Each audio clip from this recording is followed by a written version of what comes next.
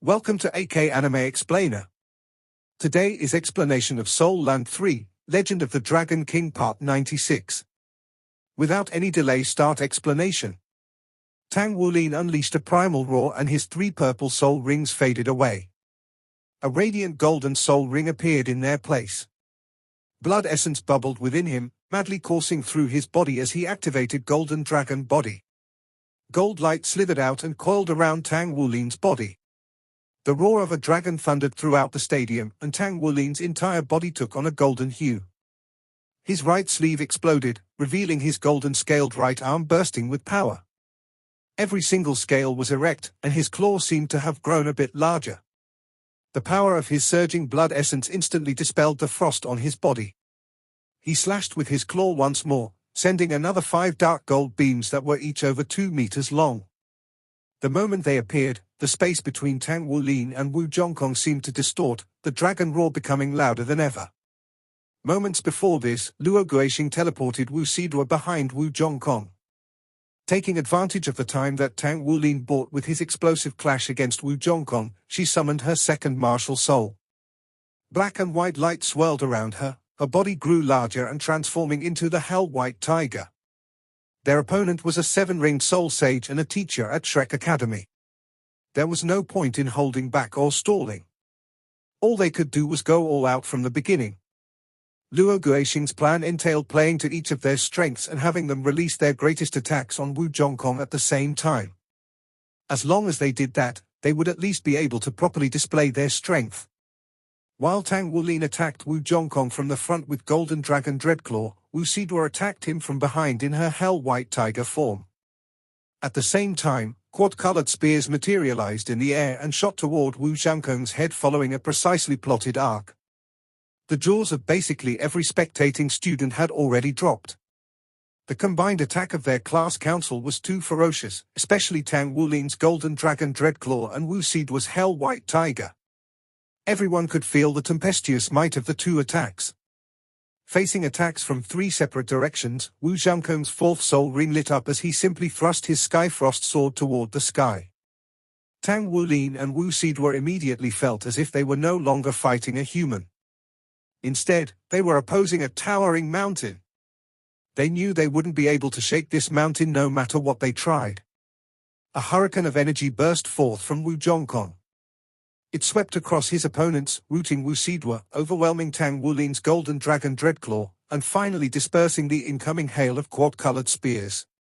A thundering boom shook the arena, the barriers that surrounded it trembling before the shockwave. Tense silence descended upon the spectators as they watched the dust-filled stage with narrowed eyes, impatiently waiting for the dust to settle and reveal the results of the clash. All of a sudden, a buzzing cut through the quiet, and a blue light pierced the sky. It stretched 7 meters into the air, then revealed itself as a gigantic azure greatsword. A wave of cold erupted from it, knocking Tang Wulin and the Hell-White Tiger off their feet. The giant sword then split into 9 separate swords and shot toward Tang Wulin and Wu Sidua. Even the spectating students offstage found it hard to breathe in the face of the sword's might. Silver light enveloped Wu Sidua, teleporting her out of harm's way once again. With one of their targets gone, the 9 swords changed direction, focusing all of their frigid power on Tang Wulin. Even if he had 9 lives, Tang Wulin wouldn't survive this onslaught. Jong Kong had used both his 4th and 5th soul skills, Frost Song and Frost Song Moon. He hadn't held anything back, immediately using 2 of his strongest soul skills. There was no way for Tang Wulin to avoid these 9 swords. However, inches before they sliced him to pieces, he disappeared in a flash of silver light. Amazing! All of the spectators turned to gaze at Luo Guixing in awe. This was the 2nd time he teleported his teammates out of harm's way in the nick of time. Furthermore, the 2nd teleport occurred just a split second before Frost Song cleaved Tang Wulin to bits. Even Tang Wulin had been bracing himself to take the attack with his Dragon Claw. However, the students soon realized that something was wrong. Like them, Luo Guixing wore an expression of shock. He slowly turned his head to look behind him. Earlier, he had teleported Wu Sidua in front of him to protect him from the wave of cold. Tang Wulin, however, had been teleported to the rear, right next to Guyu. Luo Guixing stared at Guyu in shock. Why you can control space? Guyu calmly met his gaze. If you can do it, why can't I? Be careful, Wu Sidua warned as she turned to take on Jong Kong. She roared into the sky and shot forward, her enormous tiger form becoming transparent. Frost song moons filled the sky. In the face of Wu Sidua's charge, Jong Kong only raised his right hand to grasp the enormous Frost Song greatsword. He pointed it toward the heavens, sweeping an icy gaze over his four opponents. Instead of attacking with his sword, he thrust his other hand at the incoming Wu Sidua. His second soul ring lit up, and a white mist burst out of his palm, swallowing the hell-white tiger up in an instant. Then, he used Frost Song and slashed at the other three with dozens of frost scars. Tang Wulin walked in front of Luo Guixing, a cool calm settling on his face. Even though he was facing Wu Jong Kong, he wasn't flustered at all. His soul rings appeared and lit up, and with him at the center of it all, his surroundings started turning translucent. Blue-silver grass swarmed out of the ground, clambering up to form a giant net around him, Luo Guixing, and Guyu. The tightly woven net of vine-like grass did manage to resist the onslaught of frost scars, buying the three of them time, but vines soon began to shatter one after another. Tang Wulin whirled spears of blue-silver grass to erupt from the ground, sending debris flying everywhere. The spears reinforced the net, acting as a secondary defense against the frost scars. With their arrival, the rate at which the frost scars tore through his defenses immediately slowed down. "Spin!" shouted Guyu. With a wave of her hands, her three soul rings lit up one by one, conjuring a giant green tornado around her and Tang Wulin. The tornado sucked in the surrounding debris and expanded, quickly turning into a sandstorm similar to the one she used against Wu Sidua the other day. Luo Guixing, however, hadn't been in the eye of the tornado. It sent Luo Guixing stumbling out of its chaos. However, a vine shot out, wrapped around his waist, then pulled him back to Tang Wulin and Guyu. Guyu glared at Tang Wulin. "You're too kind-hearted. Don't you see that he's targeting you?" Tang Wulin could only give her a meek smile while Luo Guixing's expression darkened. However, shock soon spread across both their faces. Right before their eyes, Guyu stepped forward. She wore a grave expression, her three soul rings twinkling as waves of power rampaged around her. Her hands danced like butterflies, orbs of light continuously popping into existence and dancing in the winds of the tornado. The tornado started out with a green hue, but Guyu added icicles to it as it grew larger, mixing with the loose earth to give it a tinge of blue.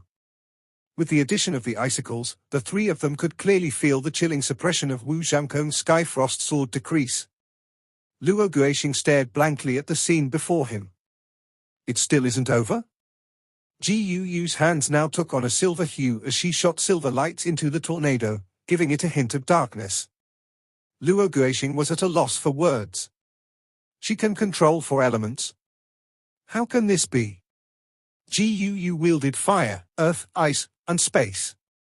But that wasn't all. She could even fuse them together. Combining two elements created a tornado at the peak of the three-ring level. Three elements allowed it to reach the level of four rings. Fusing four elements allowed it to rival the might of Wu Sidua's hell-white tiger. However, this was not the end of the quad-element tornado. At this point, a tinge of grey tainted the tornado's original green hue. It howled with deathly stillness. A frost star flew into the tornado but was instantly ground to powder. Another flew in right afterward, but the result was exactly the same. Xinyi had shut off the screens for the final battle. There were some things she couldn't let everyone see after all. This meant that Luo Guixing hadn't seen Guyu's final showdown against Wu Sidua during the competition for the position of class president, so he was completely unaware of how strong she was. It wasn't the sort of thing Wu Sidua would mention either. As a result, this was Luo Guixing's first time witnessing Guyu's strength. Luo Guixing hadn't accepted Tang Wulin becoming the class president. In his view, Tang Wulin's control ability and strength were decent, but nowhere near the peak of power. He thought Tang Wulin had won due to his schemes and luck. In fact, He was confident that he could completely restrain and dominate Tang Wulin in a one-on-one battle, yet, upon witnessing today's display of the terrifying might of Tang Wulin's Golden Dragon Dreadclaw, his opinion changed. Although the Dreadclaw couldn't compare to Wu Sidhua's Hell White Tiger, it didn't need time to prepare like a soul fusion skill and could instantly explode with deadly power. Moreover, now that he gained his third soul ring, Tang Wulin's aura was far more overwhelming than before. However, none of that could match Guyu's quad-element tornado. The fact that she could wield 4 elements to create a fusion attack in the middle of battle proved that she possessed spiritual power in the Spirit Sea realm at the very least. Even as a ranker, Luo Guixing felt lacking before her. So she's the strongest person in our class. But she yielded the class president position to Tang Wulin. Does that mean there's still something more to him? Countless questions popped into Luo Guixing's head. As the tornado raged on, the frost mist covering the area outside of it receded. The Hell White Tiger was nowhere to be seen, and only a motionless Wu Sidhua stood in its place. Her entire body sparkled in the light, frozen solid. Wu Jong Kong withdrew the frost song moons filling the sky. Then his third soul ring lit up, indicating that the time for his Skyfrost slash had arrived. He didn't move a single step forward. Instead, he simply commanded his giant Frost Song greatsword to slash downward. A 10-meter-long sword light shot out, traveling 50 meters to slice the tornado apart, instantly dispelling it.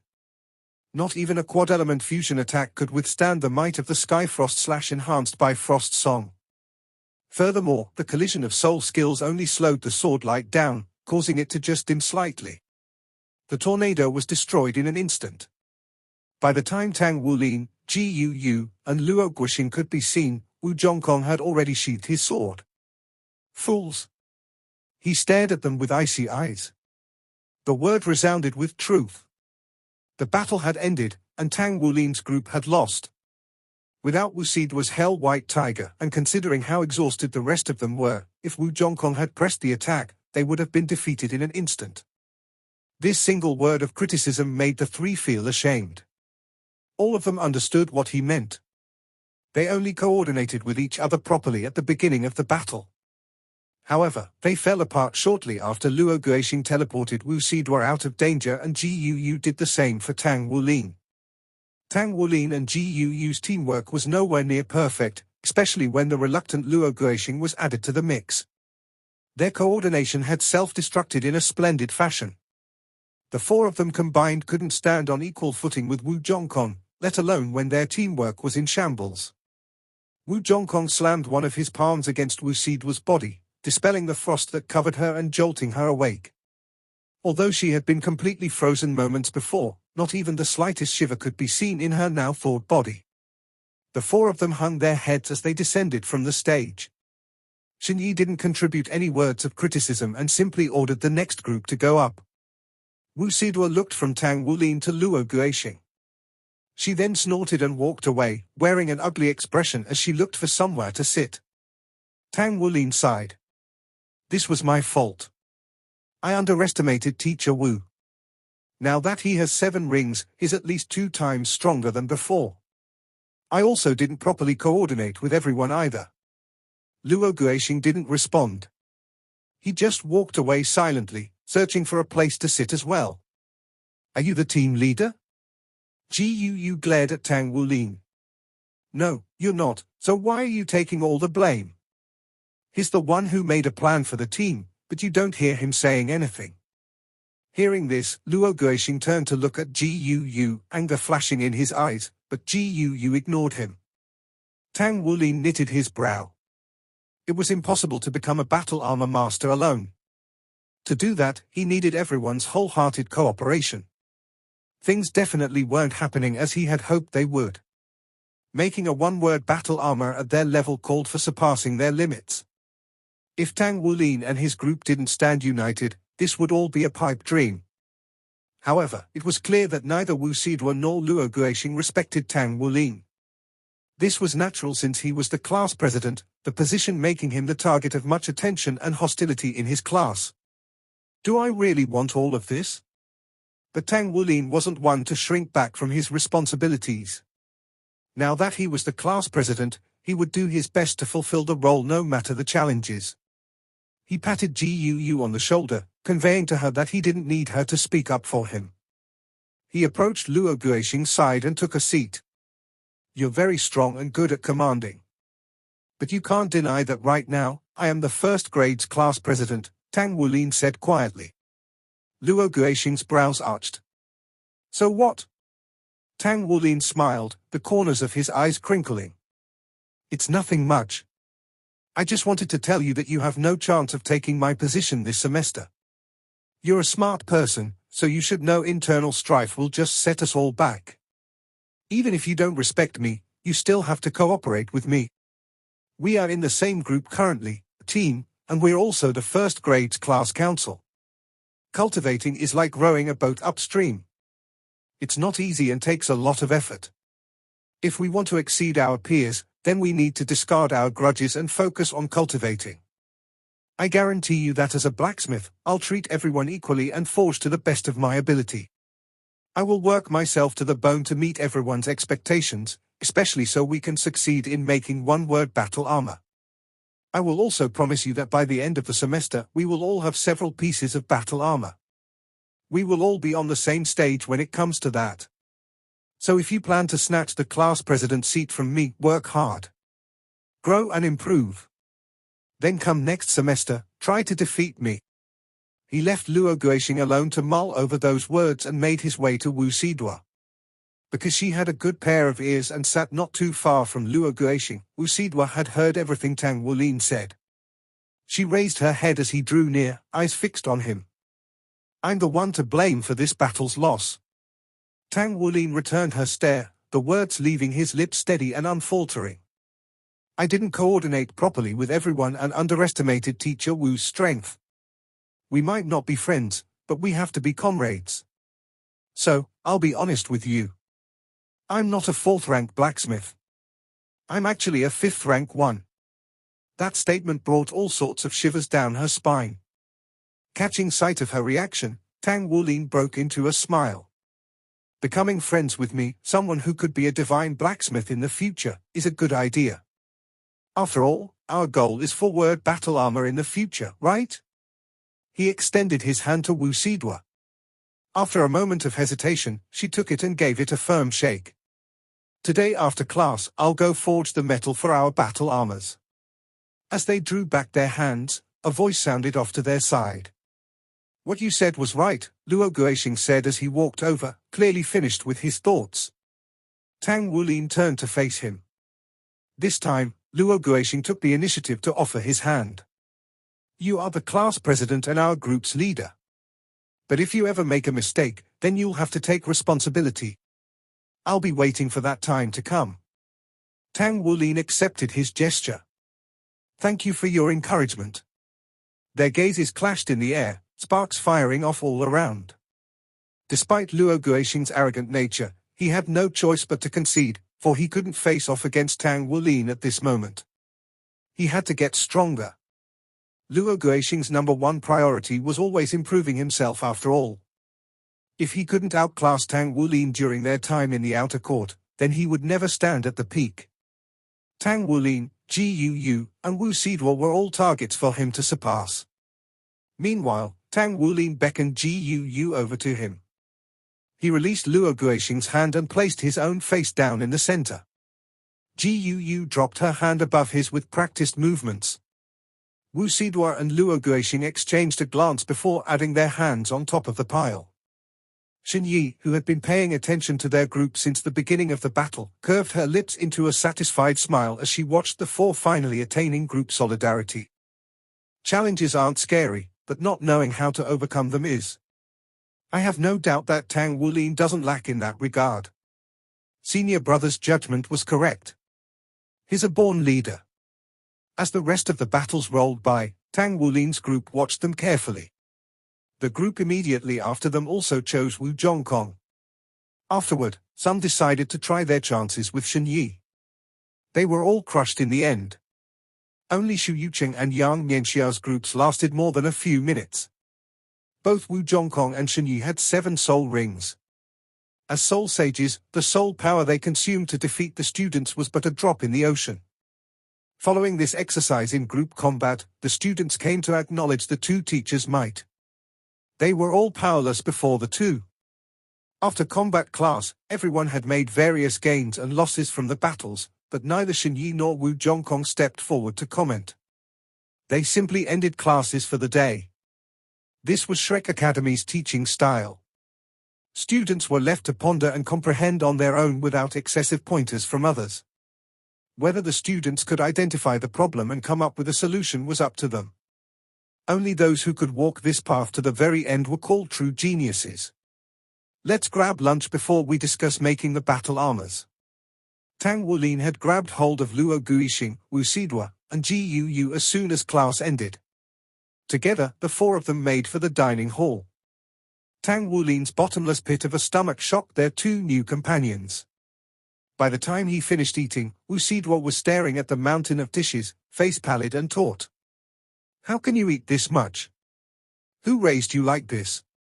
"It's none of your business," Guyu blurted out.